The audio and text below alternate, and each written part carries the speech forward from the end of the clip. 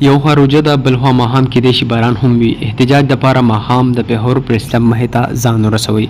په سوشل میډیا هم خلکو احتجاج کړی او دغسې هم خلک تیاری کوي د اقبال مومند دپاره. د حادثو سره استاد شي سړی کومه میوه ده چې لمر نه وهي. दवा लिखी कि डॉलरी जंगों की नताइज देखो। रमज़ान की इस महीने में भी लेकी मरवत में हमला, कई कांस्टेबल समेत पश्तो शायर और DSP इकबाल मोहम्मद शहीद। जो ये जंग लाए है वो इसी जंग की कमाई से पुरआसाइश ज़िंदगी गुजार रहे हैं, जबकि पुख्तून और पुख्तनख्वा इसी जंग में जल रहे हैं।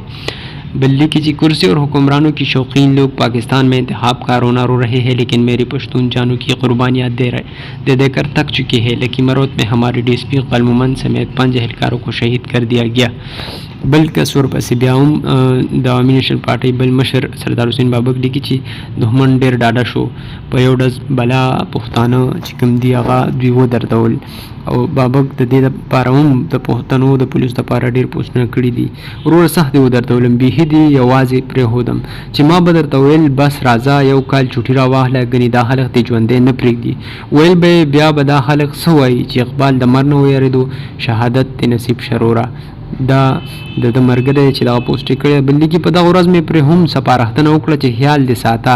دا مې ورته هم وویل چې دا تصویرونه شوق مه کوه، د لوکیشن پته ترې لګي. هغه وویل چې د هغوی را سره کار دی او د چا چې د چا سره کار وي نو ځان ورته ورسوي. د طاهر داوړ او د مومند د قتلونو پته نه ثابتېږي، د داوړ او مومند قتلونو پته نه ثابتېږي. بیا ورسره د هغه ورځې تصویر ورکړی په کومه ورځ چې د خبره ورته کړې وه. هغه سر نه شو بې ځایه ټیټولی، دا دې ماتې کړو خپل سر پاسېدو لاړو. په فراق به یې د یوې ورځې بربادوم، د عمرونو په سفر پاسېدو لاړو. دا شان نن څوک ورسره خفه دي پوسټونه کړي. ما سره ناز شریک په شکور سړی دی، زما قاتل زما د کور سړی دی. بل لیکي چې نوې حادثه کېږي پوهېږمه، ما سره دوکه کېږي پوهېږمه چې فطرت غلامي زغملی نه شوه. یو مارغه وکړه وزر پاسېدو لاړو. او ډېرو خلکو همدغه تصویرونو سره همدغه شعرونه راغوستي دي او پوسټ کړي دي ورسره. قاتل کو کوئی قتل کی آداب سکھائے دستار کې هوته. دوی هم ټول د هغه په مرګ باندې خفه دي او هر چا ورسره د خپلې خوښې شعرونه یا د هغه د یادګاري خبرې ورسره لیکلي دي. بل کس هم د ده په غم باندې غمجن دی.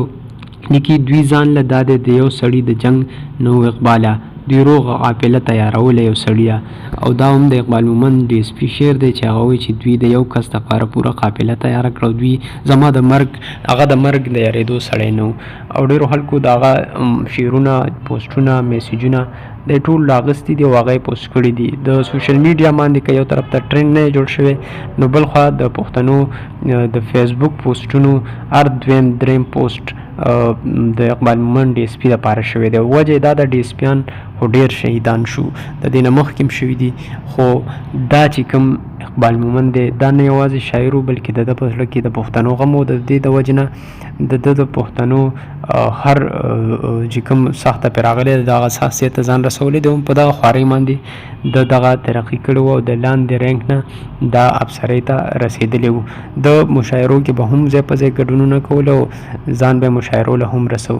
د ده دپاره ځکه پښتنو چې کوم سیاسي لیډران دي لکه منظور پښتون، ایمل ولی خان، سردار حسین بابک او دغه شانتې نور چې څومره د پښتنو مشران دي د ده په مرګ باندې هغوی سم د ټکه غمرازي ښکاره کړې ده. د سحر وختي نه د هغوی پوسټونه په سوشل میډیا باندې وایرل دي. د دې نه علاوه د ده چې څومره هم ملګري پیژنګلو کسان دي هغوی د ده لپاره پوسټونه کړي دي. وجه دا ده چې دا یو څو د شمار خلک په پښتنو کې لکه کنیزار یوسفزی مړ شو په دوبۍ کې نو هغه دپاره ټرینډ جوړ شو. دا شان طاهر داوړ هم د نن ورځې پورې خلکو نه هېر نه دی او د ده د مرګ تشبیه د طاهر داوړ سره ورکوي. وجه دا ده چې دواړه د پولیس افسران پښتانه وو، تر ننه پورې د هغې پته ونه لګېدله. دا شانتې په جنورۍ په میاشت کې په پولیس لاین پېښور کې هم 200 پښتانه وژل کېږي خو د هغوی پته نه لګي. او دغه شانتې ذمهداري ځای په ځای TTP قبلوي. TTP څوک ده د هغې پته نه لګي یا کوم ځای کې دي د هغې هېڅ معلومات چاته نه لګي. خو د وژل شوو پښتنو په ځای ملک صاد شهید چېرته پلونه جوړېږي یا پیسکولونه جوړېږي. او یا چرته لارې کوڅې پې جوړیږي. پکار ده چې د دې پلونو، لارو، سکولونو، بس ټاپونو په ځای د دې وژل شوو پښتنو پولیسانو وجه تپوس وشي چې دا څوک دی او د کوم ځای نه راځي چې دا پولیس وژني. په بارډر خو افغانستان ته دومره کنډکټار تاو شوی دی چې دومره چرته په عمر کې به د یو ملک ته نه تاو شوی. په قبایلي سیمو کې انټرنیټ هم بند کړی شوی د تېرو شپږ اتو کالو راهیسې. بیا ولې او د کوم ځای نه دا خلک راځي چې پولیس وژني؟ دغه معاهدې څوک کوي او د دې جنګ ګټه چا ته رسي؟ دا ټول سوالونه دي چې جواب یې چا سره هم نشته.